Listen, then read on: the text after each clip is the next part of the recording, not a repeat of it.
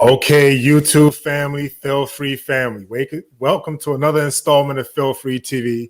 Today, I got my guest, the one and only King Randall. Thank you, brother, for coming on the show. Really appreciate you. Absolutely. Thank you for having So, me. no problem. So, I've been hearing a lot of things about you in the media. One of the things mostly that I've heard about you is how you have started a school in your community for the brothers in your community. Yes, sir. Now, that's a phenomenal accomplishment for someone your age, which is 21, correct? Yes, sir. Now, give us a little brief story about King Randall's humble beginnings. Yes, sir. Absolutely. Well, my name is King Randall. I'm the founder of the X for Boys program in Albany, Georgia. We teach young men ages 11 to 17 different skilled trades, such as how to work on cars, work on houses, like changing alternators, changing brakes, performing oil changes, as well as changing ceiling fans, toilets, doing sheetrock, you name it. These are the things that we teach the boys. Literacy rates are really low where we live. So we were trying to make sure that young men are able to read efficiently, as well as they're graduating literate when they're going to the regular schools. But I started this program in 2019. I started out doing small little workshops around locations to be able to, teach young men how to work on cars. And then I also was working on different houses. I was like the neighborhood handyman. So sometimes I would go and, tell parents, hey, I'm having a workshop teaching some children how to change a toilet. Can you bring your children, bring some boys and I can teach them how to do it. Then I started doing field trips. We've been to like every museum in Georgia and Alabama. I mean, that you could think of. We've been on so many field trips. I can't even name them all. But we started doing field trips and I started noticing how these young men were actually wanting to get out of their conditions and wanting to learn. So fast forward, I did a summer camp in 2019. I was 19 years old. I had 20 young men come to my house every day. Their parents dropped them off from 8 to 5. And I taught them every day in my dining room where I'm sitting right now. And I put a dry erase board on the wall, a little small dry erase board. I got me a dry erase marker and I started teaching every day. And so every day that I was teaching, it was just beautiful to see the children developing. And fast forward to this year. Last year, COVID happened. And so I had to kind of stop everything that I was doing with my boys. But parents were still asking me, could I still do something for the kids? And so I told them, I'm just like, COVID has happened. I'm just like, what am I supposed to do? Like, am I supposed to do something virtual or whatever? So, but I told them if they wanted me to do something with the children, they had to come live at my house. So they said, okay. So I got 3 bunk beds. I put them in my living room and we made it happen. Now, mind you, I still didn't have a lot of money at the time. Me and the boys were, we were making it happen, but we was eating beanie weenies, noodles, sandwiches, hot and ready pizzas, whatever we had to do to make it happen. But I still wanted to make sure I was teaching my boys. That was the main thing for me. So we made that happen. And during the course of summer 2020, I posted somebody had started telling me to start posting on social media. Now, this whole time I really hadn't been posting on social media like I should have been. But I kept posting on social media, and I posted on Twitter one time, and I was teaching the boys how to do sheetrock, and it went viral on Twitter. This was back last summer, and people started seeing what we were doing, and I had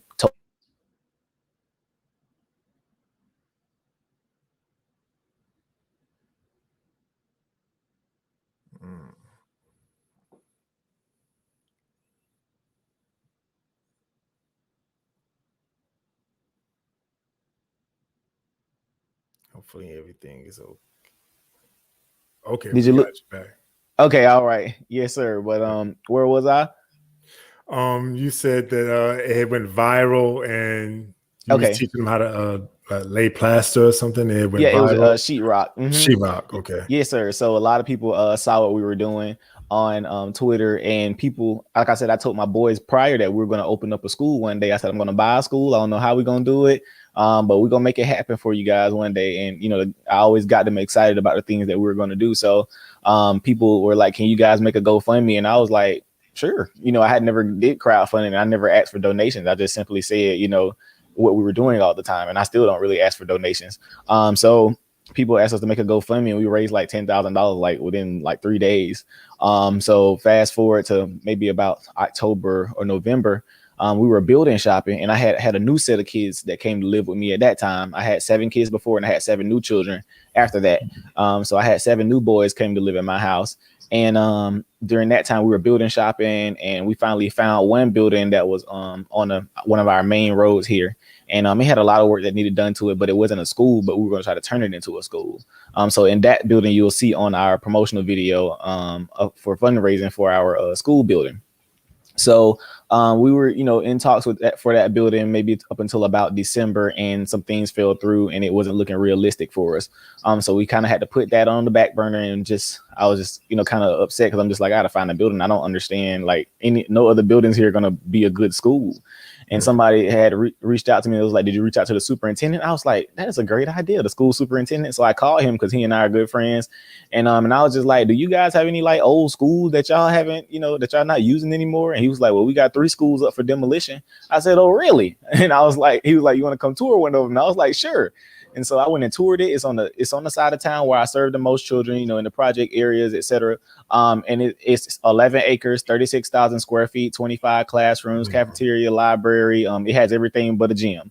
And so I was like, I want this school. It's in great condition. Of course, it needs a little TLC, but I'm just like, why are you guys tearing this school down? You just stopped using it 2 years ago. Like, it looks great. I'm just like, I don't understand it. But it's on that side of town. And of course, after they tear it down, they weren't going to do nothing with it. So I just, I was told them I want that school, and the other 2 locations, that they're going to tear down. I eventually plan, if they don't tear those schools down within 6 to 12 months, we're going to go after those locations too. So that way we can have 3 school locations, in our city of Albany, so we can affect more boys, because I think it's 80% of our boys here, with single moms. Don't quote me on that. But I think it's about 80%, but I know 96% of the children that are coming into my program don't have any fathers. So that's my statistic. Now, I'm not sure about the city, but I think it's about 80%, if I'm not mistaken. But that's where we've come from, man. We've come from there to, having our own school now, from being here in my house, and they're still here right now. They're actually in there doing their virtual schoolwork. But that's where we've come from, man. I just decided that I saw we had a need in our community. I saw our boys needed some consistency in their lives, and that's what we've been doing. I've been taking children from the juvenile court system. Our program has a 0% recidivism rate, meaning every child that's come to our program from jail has never been back. And that's something I wholeheartedly love to talk about, because our boys are changing their lives. That's wonderful. That is wonderful. So I have to ask, was your father in your life when you was growing up, or did you have any male role models? My former stepfather, he was a great father. He taught me a lot, about growing our own food, and we built our own.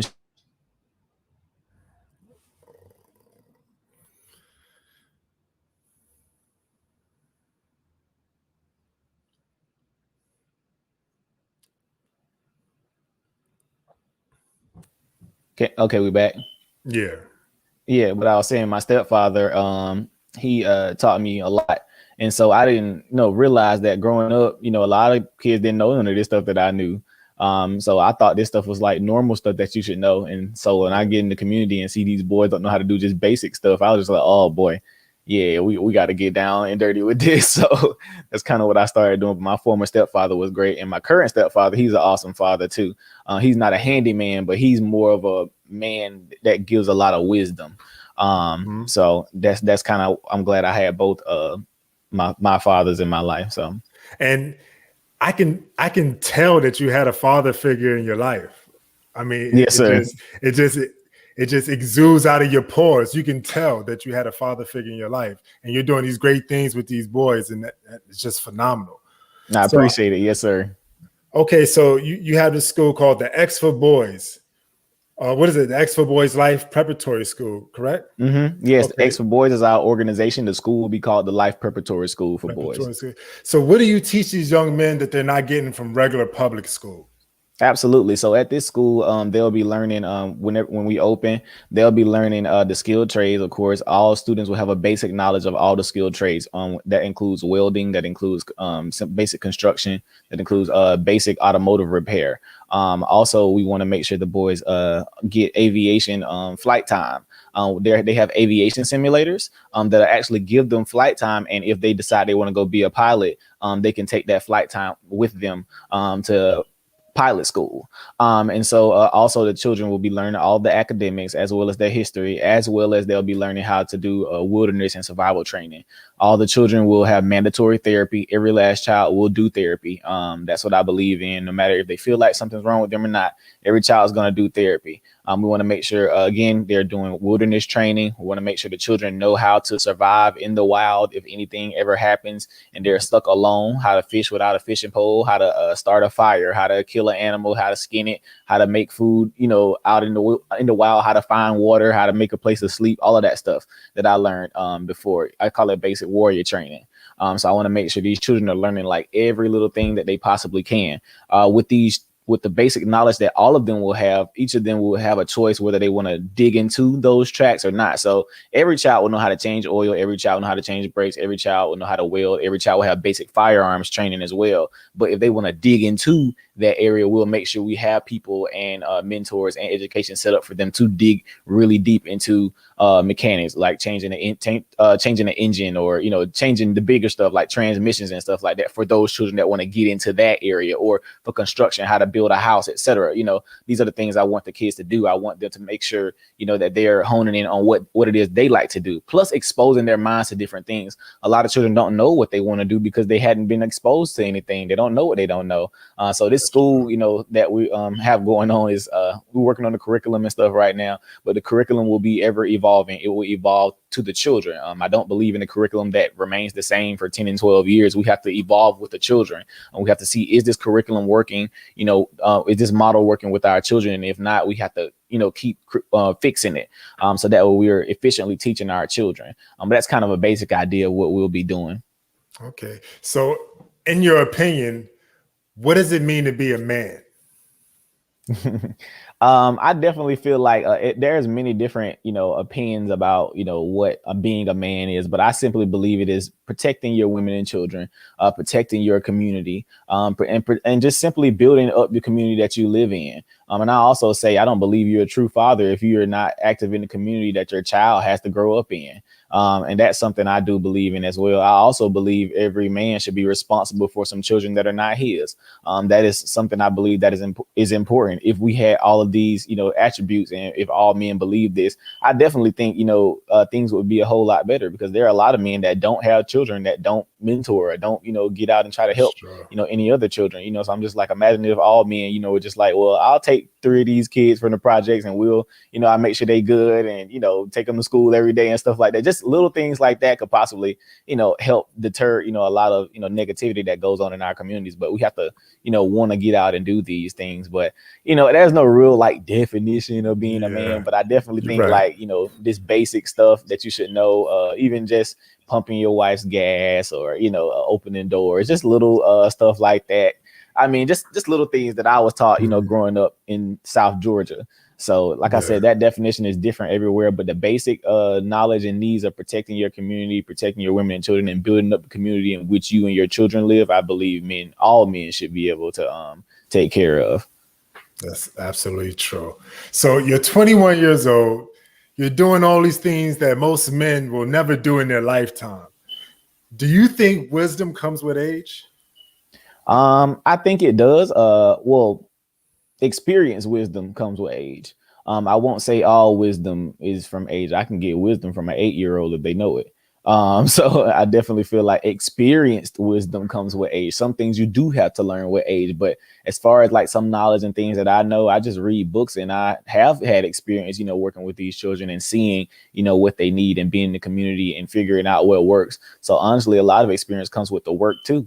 I may have some experience that a 60-year-old guy doesn't have because I've done different work than him, so it just depends on, what you do. And like I said, experience, wisdom comes with age, because obviously you're going to experience more things if you're older.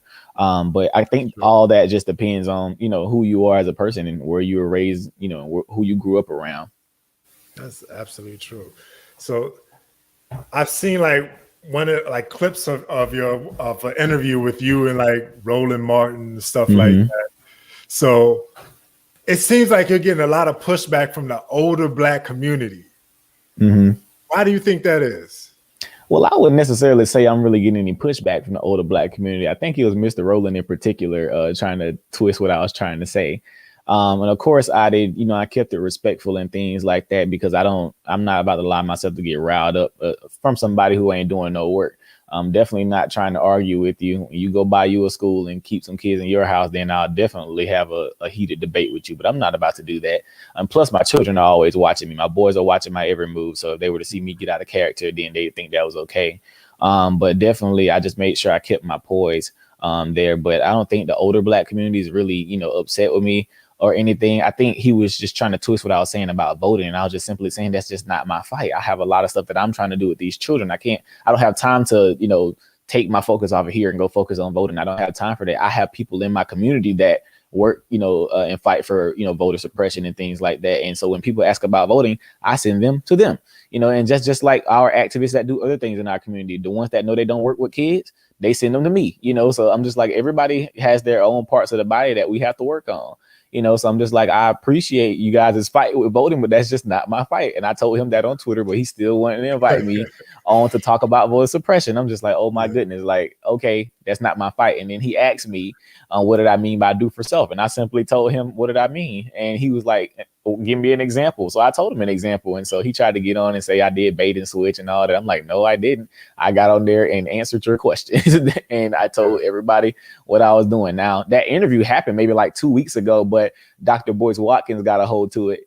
And he found out who I was, and he made a video maybe like 3 o'clock in the morning, critiquing Rowland for that video. Then got like 60,000 views, and he sparked the whole movement just now. That's been happening over the past few days. So it's all thanks to Dr. Boyce Watkins for making that known. But yeah, I don't have any ill feelings toward Mr. Rowland. I tried to keep a decent relationship with him. Even after the interview, I asked him to come speak to my kids, but it's like some of the little slick stuff he was saying on Twitter and the people on his panel and what they said about me afterwards. I just kind of, just like, oh, well, if you want to be an enemy, then that's cool. I'll just mute you. And I'm not saying anything else to him. I have nothing else to say to him. They can't argue with work. So that's true. That's just where I stand. And shout out to Dr. Boyce Watkins. Yes, sir. Shout out to Dr. Boyce Watkins. So I noticed a lot of people are real quick to bring up your political beliefs, and they try to use that as a way to discredit you and what you're doing. How do you feel about that?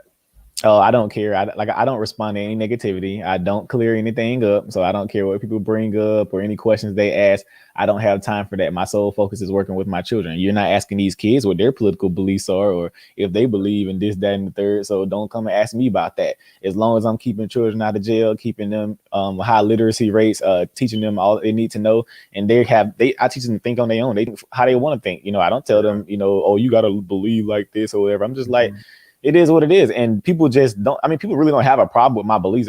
They just hate that I say I'm conservative. I'm just like, y'all only equate that with white people. I'm just like, you are conservative by nature. You believe in conserving your community. You believe in conserving your family. You believe in conserving your children remaining the genders that they want to be. You believe in being conservative. You do, but they have equated that word with white Republicans. I'm just like, that's not what that is. That's I'm like, but I'm pro-black, or whatever. I'm just like, but I'm conservative. I believe in, conserving our community, and I believe in benefiting from what us being here in America. I'm just like, I'm gonna try to use the system for whatever I can get it for. I was born here in America, so I'm gonna figure out what I can use, as an American to make things happen. And that's what I've been doing. That's what I've been doing, working with black children. There's nothing wrong with that. There's nothing wrong with that. My message is universal. You have people that come from other countries and they come here and they use the system for what it's worth for them and their people. So exactly. So that's where I stand, man. And people also, say stuff because a lot of white people support the program too. And I'm just like, my message is universal. You can't not like what we're doing, no matter if they. I told people the other day on my Instagram live, and you should have saw it because people couldn't disagree. Like my whole comment section was flooded with people of all different sides. Like I had Confederate flags under there and RBG flags and all that. I said, look at y'all, Nation of Islam, Hebrew Israelites, super right-wing conservative. I said, look at y'all. I said, all of y'all are under here agreeing with the same thing. I said, now I want you to put two and two together and figure out what the real problem is. Exactly. So you can't argue with wanting to better your own community. You can't. So what do you feel is the biggest issue facing our community today? Well, since I work with young men, I would definitely say for young men, it would be anger management and reading. Those are my top two biggest issues with young Black men.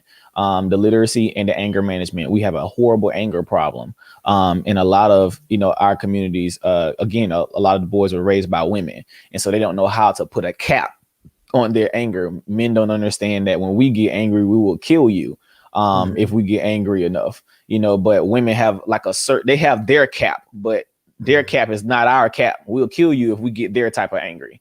So that's what's happening every day in our communities. I mean, it's all day, every day. People are getting killed in the Black community, by other angry young Black men. They just be mad, and full of rage, and all of this stuff happening in their community. So I'm just like, how can we fix our communities to get all that anger out of this system? And, even at school, they get angry at school a lot too. I mean, at our school, we won't be doing like the normal grading system, because kids start thinking that another child's smarter than them because they got a better grade. I'm just like, that child, that doesn't mean they're smarter than you. They might be better at school, but that don't mean they're smarter than you. So your only thing you're going to get at our school is satisfactory or unsatisfactory. You passed or you didn't. That's it. I don't want to do any number grades because I don't want them to think they're smarter or more dumb or something like that. And what's crazy? Like, I remember like being in college, and it would be other, students competing on what grade they got. Like, I got a 90, I got an 80. But at the end of the day, we all getting the same degree.